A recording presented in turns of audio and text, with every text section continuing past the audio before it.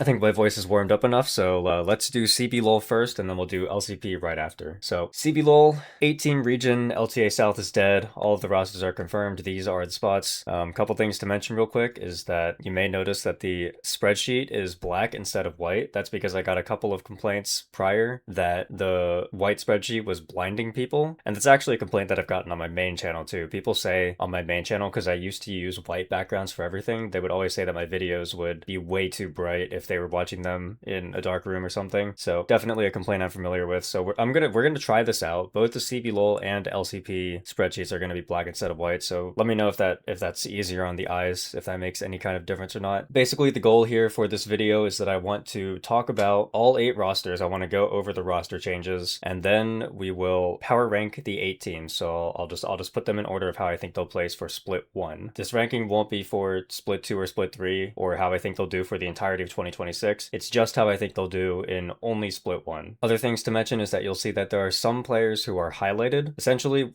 what this means is that a blue highlight is that I am familiar with the player to some degree, but not enough that I feel like I actually understand them as a player or that I've watched them enough to give meaningful criticisms or analysis or anything like that. So blue ones, I'm like familiar, but not that familiar. If they are highlighted yellow, it means that I have no idea who they are and I have never seen them play a single, well, it doesn't mean I have no idea who they are, but basically yellow means I've never seen them play a single game. CBLOL, it's definitely up there as one of the regions that I'm less familiar with. I would say out of the 6 major regions, it's definitely in my bottom 3 alongside, I mean, LEC is definitely the region I'm the least familiar with, so LEC is at the bottom, and then CBLOL would be 5th. I actually have no idea what would be 4th. I guess, unironically, even though I was an LCP co-streamer, it might be LCP, because I feel like there's a lot of names in LCP that I'm not that familiar with if they didn't play last year. But anyways, that's not really important. As somebody who watches primarily LCK and LPL, where the quality of league is much higher than the other regions, there are going to be some dissenting opinions between what I think about players and what the CBLOL community thinks about players. So anytime that I talk about the CBLOL, there's always a little bit of a disconnect there because, for example, in 2025, the CBLOL community would have told you that the best mid laner was Miru. And I don't disagree with that. I think that Miru was the best performing mid laner in 2025 LTA South, like from start of year to end of year. However, the way that I kind of look at CBLOL players is that I don't necessarily care if they're the best performing or the worst performing in the moment. What I'm always looking for is who I think actually has potential to be a strong kind of elite level player who could function well in other regions if they were there, or who can function well on an international stage. An example I can give is that I think that Kaze is a player who has a lot of potential, and I would personally rate somebody like Kaze higher than somebody like Miru, even though Miru was a better performer in 2025. Because one of my issues with Miru is that I've been watching Miru now for, what, 3 or 4 years, and so I know his relative level of strength compared to the rest of the regions because he's been to multiple internationals. I've just seen him play a lot of domestic games. So the way that I view Miru is that he is a mid laner who is not actually good enough to exist within...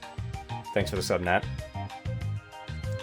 He is not a mid laner who is good enough to exist within the LCK ecosystem, which is kind of why he's playing in other regions. And I would personally view him as like a high C tier, low B tier mid laner on an international scale. And my main issue with him is that I don't think that he's shown any significant improvement or changes as a player in those past 3 years. I think he's still relatively the same player now as he was 3 years ago. Whereas some other players, like Kaze I mentioned earlier, or even a player like Toots, those players interest me much more because I feel like I can see a world where in the coming splits they will be better mid laners than Miru. So I'll be approaching my power rankings with a little bit of that in mind, is that there are some players who I just think have higher potential, higher ceilings than some of the other players. So that might explain why my rankings could look a little bit different, or why my tone might be a little bit different. But I don't really have anything else to say for a CBLOL intro, so let's just get right into it. So the first roster to talk about is Pain. And Pain already, I mean, I'm going to assume that most of the people who are clicking on this video are going to be from Brazil Brazil, or at least CBLOL adjacent, familiar with the CBLOL. For the people who are not familiar with the CBLOL and who are just clicking on this video because it's a video that I made and they're familiar with the rest of my content, Pain in the last 3 days has come under a massive amount of drama with their 80 carry Titan. So Titan is a player that a lot of people probably recognize his name because he's been heralded as the mechanically best Brazilian player that they have right now. He was impressive at a couple of international tournaments, so big name. But the problem was that on January 9th, some stuff came out that he was essentially cheating on his girlfriend at the time. And as soon as that got announced, it's a whole can of worms opened. I really don't want to go over it for the video, but there's plenty of people who are talking about it on Twitter if you want to genuinely figure out that stuff. But yeah, crazy stuff with Titan, lots of controversies. And the point for this video, at least, is that he has been indefinitely suspended from the team. So he is off the team for split one as far as I know. And it's confirmed that Marvin is going to step in and play. Marvin is a player who has been with Pain for a while now. He's been the Academy ADC. So Marvin is actually a pretty solid player in my opinion. Like he's obviously not as good as Titan or anything, but he's somebody who I think has a lot of promise because that Pain Academy roster that he was on in 2024 was a very strong roster. When that team went to the merged Academy kind of tournament that they have between all of the South America and North America Academy teams, Pain Academy actually won, and the teams that they beat to win that were filled with players who were former LCS players, like former recent LCS players. So that entire squad was just a very disproportionately strong Academy squad for what you would expect from a CBLOL Academy team. So pretty much anybody who comes from that Pain Academy roster, I'm usually pretty high on them. Last season in 2025, there was a roster, it was W7M. They signed like 3 of the Academy players from Pain, and so I thought the roster might be good, but the roster ended up being pretty terrible. And then so I saw a lot of discourse of people kind of writing off those players, like people being like, Hedon's not that good, for example. But I actually do think that all of those players who were on that W7M roster, especially the Pain Academy players, should be given another chance to kind of prove that they're still good, because the deal with W7M is that at least in 2025, they were a very, I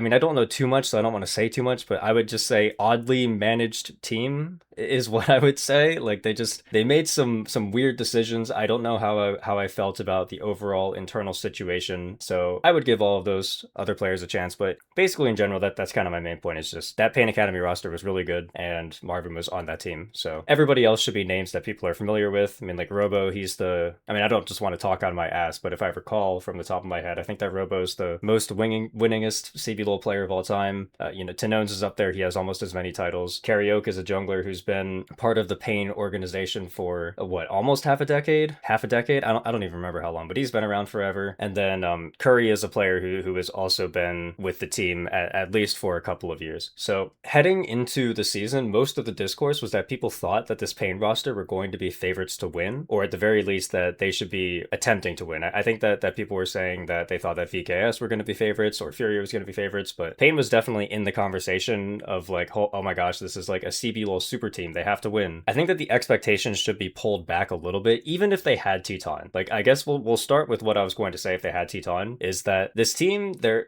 kind of getting up there in age. I feel like if you took all of these players at their best, like if you took all of these players from a few years ago and you made the same roster, it would be an insane roster and they would absolutely have the ability to win CBLOL. But at this point, I'm not so sure. Robo, in the back half of his Loud tenure, it felt like every year he was getting more and more inconsistent. He would care about regular season less and less, and it just got to a point where I felt like his bad games were outnumbering his good games. So even though Robo can be a player who can have these games where he's solo carrying and he's like going crazy on side lane and he has insane DPM numbers, he's not a player who I necessarily think is going to be super reliable. And for me, he's probably just barely cracking into top laners for this region now. Karaoke is a jungler who, even though he has been on Pain for a while, and so therefore he has made it to many finals finals, he has titles. He's never been a jungler who's impressed me. I think that for the most part, there was a solid stretch of time in the CBLOL in the 2020s where jungle was the CBLOL's weakest role. I think that for a while it was that jungle was CBLOL's weakest role and bot was their strongest role. And so Karaoke happened to be one of the stronger junglers in the region at the time, but that was at a time where the best jungler in the CBLOL was like Croc. And I don't think that Croc is a very good jungler either. But when you look down the jungle list now, and we have players like Youngjae, Doom, Tadu, Desamus, it's like at some point, like Karaoke just doesn't really hold up anymore. And I kind of feel like it's gotten to a point where he's on the team for his name value. He's on the team because he's the franchise player, but I would not have him in my top half CBLOL junglers for 2026. Tinones is a player who I think the last time that he played in the CBLOL, he was pretty solid, but the problem is that he's coming off of a break, right? So we have no idea what to expect from him. Like, he could be really good. Maybe we'll get Loud Tinones, where he's one of the best mid laners in the region and he's leading the team and he can step up in international tournaments, but there's also a chance that he's just washed. We don't know what to expect from him. And then with all of that said, even if this team had Teton and they had Teton Curry bot lane, which would be a pretty solid bot lane in the CBLOL, arguably the best bot lane duo in the CBLOL, it's like, even with that, I just don't know if I would have trusted this team to actually get it across the finish line. And with Teton out and Marvin in, even though I have praise for Marvin, my expectation is that this team will not actually perform the way that some of the longtime CBLOL fans might want them to perform. So that would be my personal read. I think I might have them a little bit lower than some would expect. Next roster, Loud. So Loud is on this. Unfortunately, I really don't know too much about this team. You can see that I have two of the players, both solo laners in yellow. I am familiar with Gene Mago a little bit, and he did name change to Mago, apparently, is what I saw from the contract database. So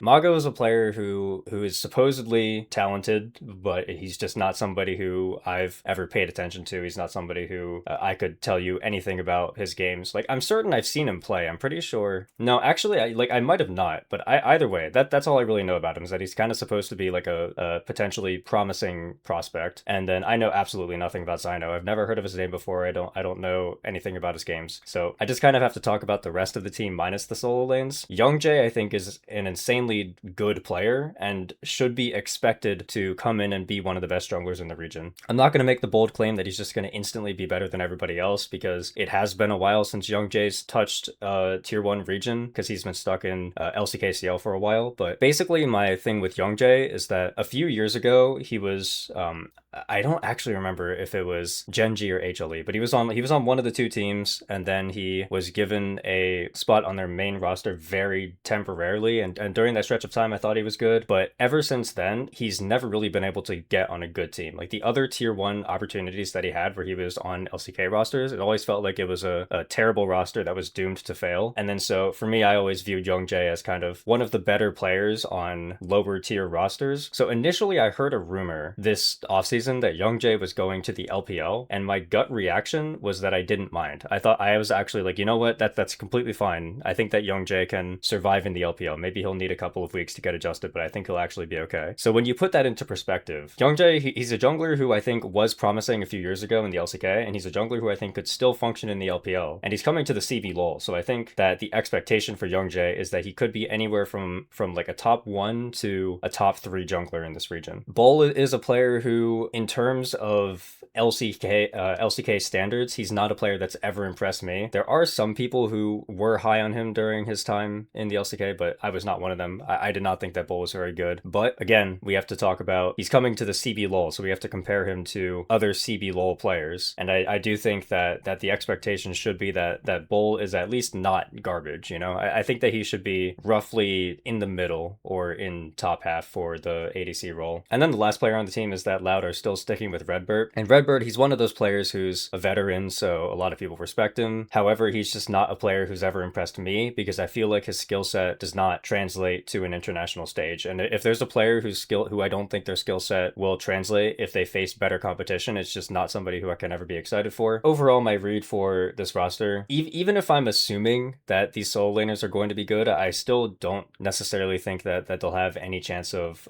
winning the region. I'm not convinced that Bull and Redbird are going to be a top half bot lane. So so many things that have to go right. Like, you would need, in order for this team to win, Youngjae would have to be the best jungler in the region. Bull would have to be like a top 1 or top 2 bot laner in the region. And then both solo laners would have to pay off. Like, both of them would have to be really good. And I just don't really see all of that clicking for them. I think my knee-jerk reaction is that I want to put Loud below Pain. If Loud had done, let's say that there was a world where Loud had done a full run back, where they've just brought back all 5 players from 2025 somehow, I would have been much higher on them because I thought that Loud roster had a lot of positive trajectory. And by the end of 2025 summer, even though their placement isn't very indicative of it, I actually thought that the team was pretty solid and that they just got a pretty tough draw in playoffs. So if they had stuck with that, I maybe would have rated them a little bit higher, but they changed out so many players. I just don't know how the roster is going to click, and there are some players on the team who I'm not super comfortable in, so I'm going to keep Loud below Pain for now. Next up, we have Red, and they are doing a full run back, so all 5 players are coming back, and this is a team that I'm super excited for. I think they totally have the potential to win it all. So this team, I only watched a few series from them in CBLOL domestically, but then they went to the cross-conference tournament, and I was able to watch all of their matches in the cross-conference tournament. I got to see them beat Shopify, so I know that these players are capable of being very strong, even if they go internationally, the pressure doesn't get to them. There are some especially interesting players to talk about. So first of all, FNB, he is one of those players who, if you asked the CBLOL community how strong do you think FNB is compared to the rest of the region, maybe they would tell you top 3, top 4. I think that FNB is the best top laner in the region because I think that he has a skill set that translates to higher tiers of play more so than the other players. Like I think that, for example, like FNB and Gigo both have strong skill sets for facing off against international competition. FNB is pretty good at doing his job and stonewalling and being reliable. Gigo is somebody who has the ability to get a crazy counterpick and maybe get a lead against a player who's perceived as better than him. Like he's a very high variance player who can be high risk, high reward. Whereas you contrast that to a player like BoAll. BoAll is a player who domestically might be considered the best top laner because he's consistently outperforming all of the other CBLOL tops. But I think that you put BoAll at an international tournament where he's playing against better teams, and I don't think that his skill set translates. I think that he kind of falls behind. So I view FNB very highly. I think that he's a super interesting player to put on a top tier CBLOL team. The mid jungle of this team, Doom and Kaze, I'm pretty sure that Doom changed his name. I need to double check this. I'm pretty sure Doom name changed literally yesterday. Yeah, he name changed to Curse. Okay, I'm glad I checked that. Yeah, all right.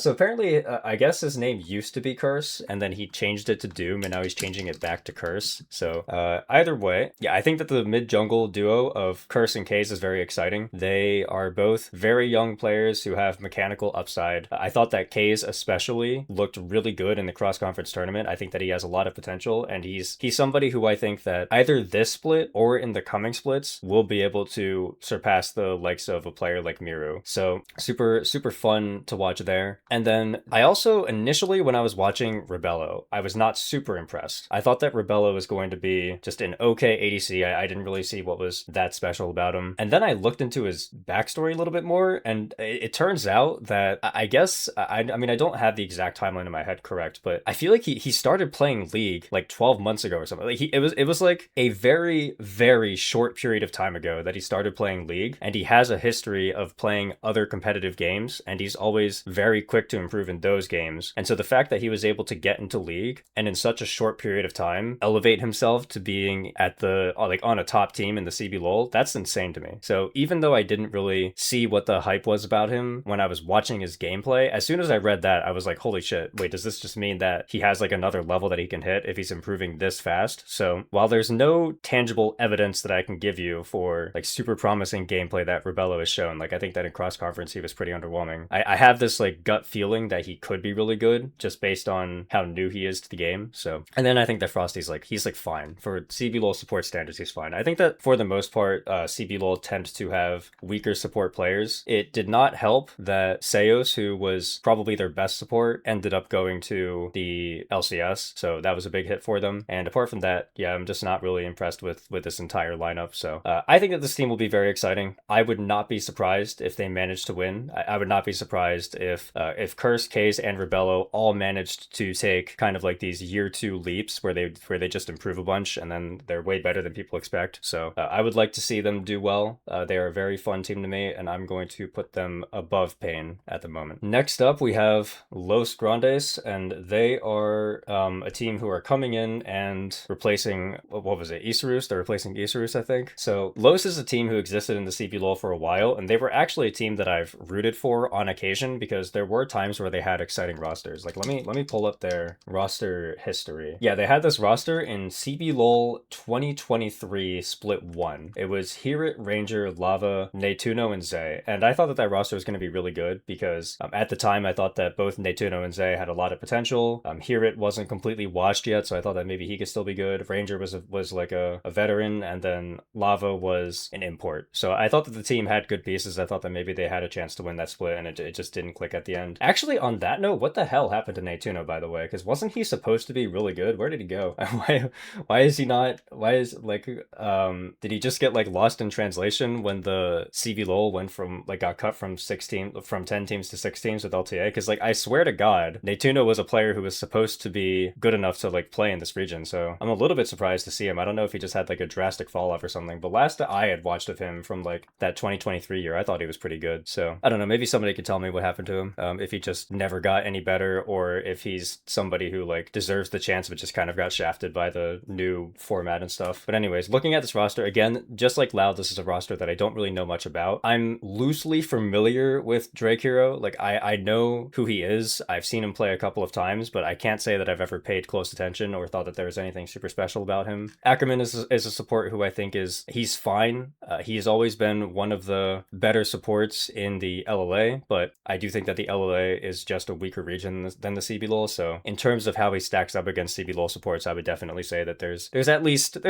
3 or 4 that I would put above him. And then Feisty is a player who the last time I saw him play was in LCK. I believe he was on Bro. I think that it was like back when the team was called Fredit Brion. I think he was on that team, and I did not think he was very good. That said, he's still a Korean import who played in the LCK. So I mean, like in terms of the standard that you can expect, I mean, I think there's definitely a chance that Feisty could end up being a Miru type player, but I expect him to be worse than Miru just because I feel like Miru has a lot of momentum. He's comfortable with the environment, and he just came off of a really good year. So that's what I would say, is that Los have like budget Miru and support who's decent, and then I really don't know anything about the rest of the players. I have heard people like I've seen a couple of like Twitter posts and tier lists and stuff of what people domestically have rated these players at, and it seems like the overall opinion on this team is pretty low. People don't think that this team is going to be anything special. I'm gonna keep them below Loud, even though I don't know much about Loud either. I think that the upside of having a player like Youngjae is enough for me to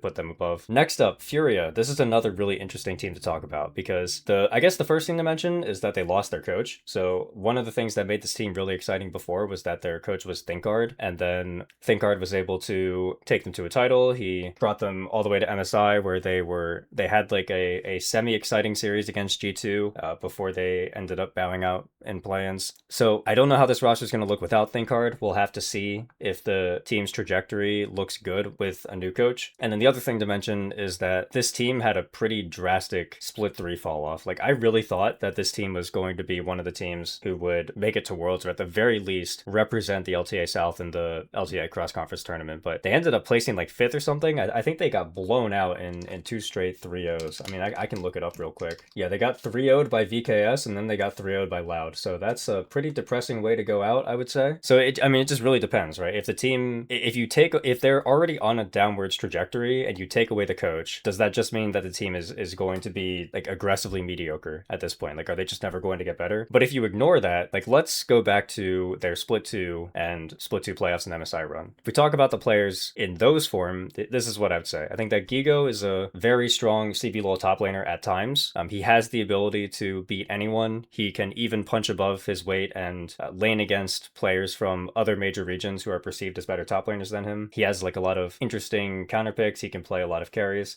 I do know that he was definitely pretty inconsistent in split 3 and had a lot of games where he would just kind of run it down. So don't know what to expect from him, but overall I think he has a pretty high ceiling, so I would have a high opinion on him. Tadu is a player who I'm super excited about. I think that this guy could be the best jungler in the region at any given moment. Like I feel like depending on the environment that he's in, if he's given a good space to grow and he keeps a good mindset, I do think that he has the ability to match or even be better better than other Western junglers, like other top tier Western junglers in the coming years. So Tadu is somebody who I really have my eyes on. I want to see him play really well. Toots is somebody who I wasn't super crazy about when I watched him in LTA South Split 2 and LTA South Split 3. I didn't think he was amazing in either of those domestic splits. But when Furia went to MSI, I thought that he was the team's best player. He was somebody who really surprised me. I was not expecting him to be able to rise up and essentially be better than every single mid laner he played against. I mean, he wasn't better than Caps, but like he was definitely better than both GAM mid laners, even though Furia couldn't close out that series. So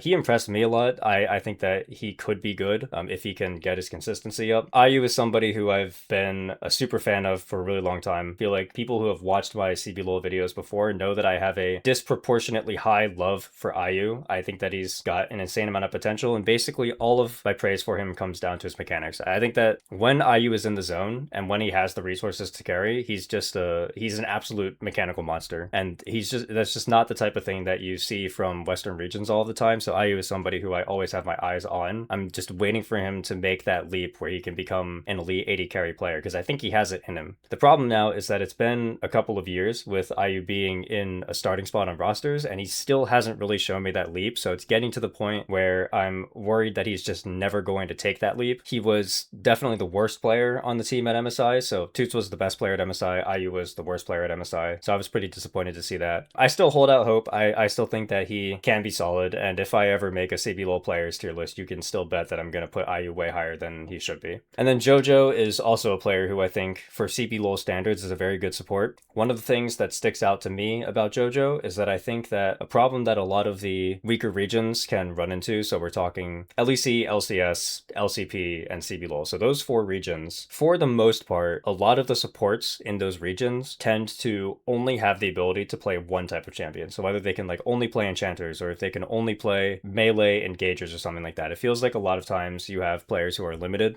Even in this region, in CBLOL, I can mention a few, like Redbird and Kaiwing are both players who I think are pretty inflexible. So when it comes to these non-LPL LCK regions, I'm always looking for players who have a bigger champion pool, and Jojo is one of those players. I think that Jojo is somebody who can pilot a wide array of different types of supports at a decently effective level. I wouldn't say that I think that Jojo is like super good on anything, but just the fact that he can pick anything is a super valuable asset for the team and already gives him a nod over the other supports in this region. So overall, I think that if you just look at the nameplates and you look at the potential, I think that Furia should be a very strong team. The main issue is just like, what do you do with the fact that they underperformed so heavily in Split 3 and they're losing their head coach? How do you predict what this team is going to do? Are they going to be able to recover and look like their Split 2 selves? Because if that's the case, then they could totally just win the CBLOL, right? But if they if they just look the same way they did in Split 3, or if they look slightly better than they did in Split 3, I don't think they're going to win. So I think I'm going to put them in second,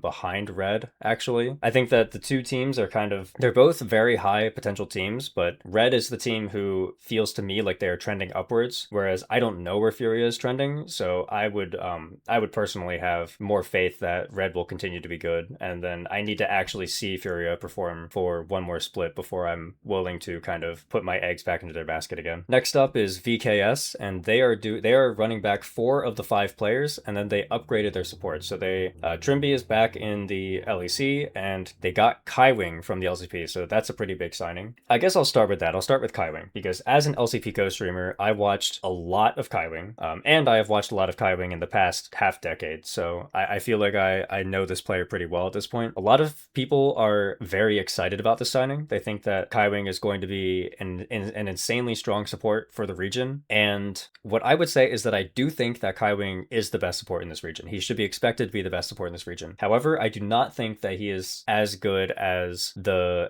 rest of the community thinks he is. So Kaiwing, he has a lot of problems. The first problem that he has is that he has a very large champion pool issue. He has only been able to play maybe 5 or 6 different engaged tank champions, and then he can maybe splash 1 or 2 champions on top of that. So his champion pool is like your Nautilus, Leona, Alistar, Rel. He can play like Braum. He was able to learn Nico last split. However, Nico is a champion who, once you get into mid and late game, very much functions like an engager, so it's the same type of champion. Then he also has a randomly good Thresh, but Thresh is just terrible in the meta right now, so it's not super useful, even though he happens to be good at it. So when you take all of those champions, it becomes pretty apparent what his weaknesses are. He cannot really play champions that win dominant 2v2 lanes. He is not very good at enchanters. Basically, if you put him on a ranged champion that's not Nico, he's not going to look very good. So that's one problem. Another problem is that CFO as a team, even though they made it all the way to quarterfinals and they were the best team in the LCP by a pretty large margin, they have always had problems on their objective setups. The team, it feels like they sometimes when an objective spawns, they just turn their brain off and they all show up to fight it and they don't think about whether the conditions of the game are good for them to fight it or not. And Kaiwing has been well documented as the primary shot caller for CFO. He's the one who makes most of the mid late game decisions for them. So it's concerning to me when I see a team that's had problems with their objective setups all year when their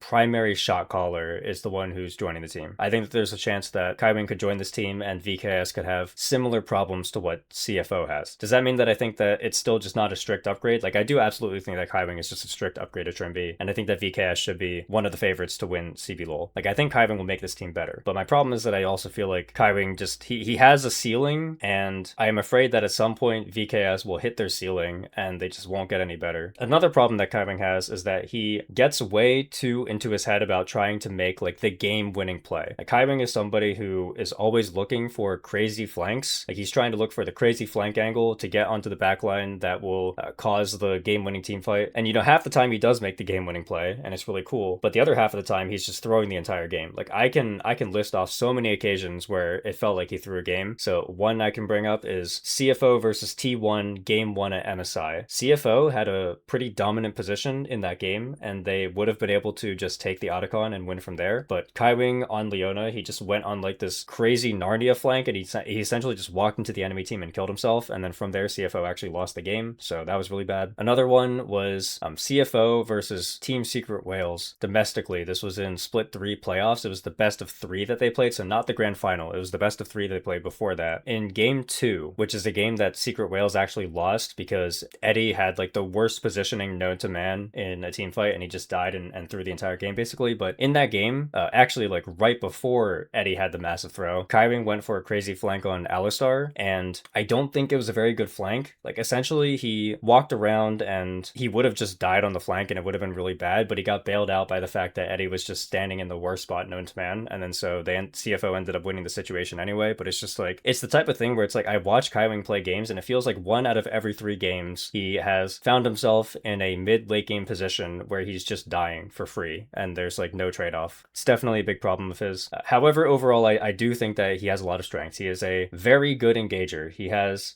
solid mechanics for the most part, I would say.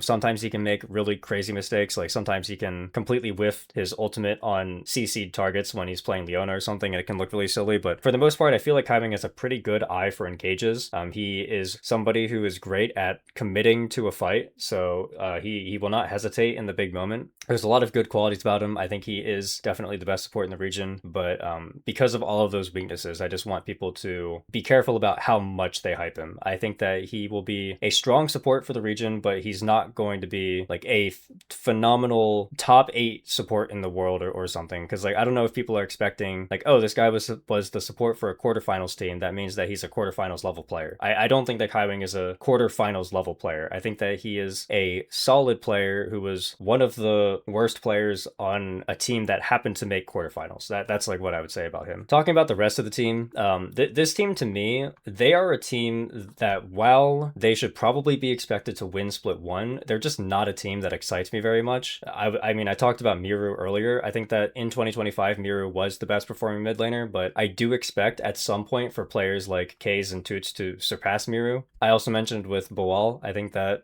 Boal is a player who, while he may hold up pretty well in the CBLOL, I think that when you go internationally, you have way more upside from players like FNB and Gigo. So those 2 players are players that don't really excite me very much, even though they're very strong for the region standards. Desamis is also like that. I think that Desamis was one of, if not the best junglers domestically, but he's also a player who's been around for a while. So at this point, I feel like Desamis is a known quantity. I don't expect him to get much better. He excites me much less than players like Curse and Tadu. And then Morteus is also a player who he has his up and downs. I feel like he spent a majority of the year being very non-committal. Like I feel like you would never know going into a game if he was going to have the confidence to make big plays or if he was kind of going to sit back and be more passive. It felt like he took a nice little leap in the cross-conference tournament where he was actually playing pretty well against some of the LTA North teams. But then he went to Worlds and he regressed a little bit, and it felt like he was getting back to his old passive CBLOL habits. So I don't know what to expect from Morteus. I think that Morteus will be one of the better bot laners in this region, but I just don't know how good. So overall, that's what I would say, is that I think that this team, here's what I would say, they have the highest floor for sure. This team has by far the highest floor in the region. I think that there is a very low chance that they're trash. I think there's a very low chance that they ever fall below like top 3. However, I also think that if every single player in this region were to play as best as they possibly could, I would expect teams like Red and Furia to actually be better. So I'm going to put VKS first, but it's a first with an asterisk because teams like Red and Furia just excite me more. I feel like Red and Furia have a higher ceiling than VKS, and I would not be surprised if one or both of these teams manage to surpass VKS at some point this year. But at least for Split 1, I'm going to have VKS first because they are the team who won. They're the team who just got international experience, and they made what I view to be just a strict upgrade to their roster. Next up, we have W7M, and this is also a team that I don't know too much about their lineup. I've never seen Bao play. I saw only very limited games from Curdy and House last year, and the rest of their team just doesn't excite me. The last time I saw Peach play was when he was in the LEC, and he was never a player who was very good for LEC standards. He did have like, I'm pretty sure that he had one split on like XL or something where the team managed to have a pretty solid regular season, but even then I didn't think that he was that good. And then Pro Delta is a support who I've seen on and off for a few years now, and he's not somebody who I think is necessarily going to be a support who's at like an insane level even for CBLOL standards. So W7M, I am going to put them below Los Grandes. The call could be wrong because once you get into these bottom half teams, I really just don't know much about them because, to be quite frank, the only thing that I watched from CBLOL last year were playoffs. I watched Split 2 playoffs and Split 3 playoffs were the primary things that I watched from the region. So if a team was bottom half, like if they weren't a team that was ever going to do anything great in playoffs, I mostly either barely paid attention to them or didn't watch them at all if they didn't make playoffs. So yeah, that's why there's so much blue and yellow down here at the bottom. I don't think it's a coincidence that all of my blue and yellow is in the bottom half. Yeah, W7, not a team that really excites me. And then the final team is Leviathan. And from what I have heard about this team, like the two players who I've seen before in ample amount are Seo and Toplop, and I don't think that either of them are that good for this region. And based on what I have heard, it sounds like the only player that people are excited about in the community is Bookie. People think that there's a chance that Bookie could be decent, but I haven't seen any praise for either of the solo laners. So I would have to assume that if even the CBLOL community doesn't think that either of these solo laners are going to be good, then they're probably not going to be good. But I am going to keep my eye out for Bookie. I haven't watched a single game from any of these three players, so I really couldn't tell you. But I'm at least going to keep my eye on Bookie and see if maybe he's actually good, because I've seen enough people praise him that he could be exciting. But anyways, essentially, like it doesn't really even matter where I put this team, because the point is that I think that there's like a very clear top half and bottom half in this region. I guess I'll just leave them last.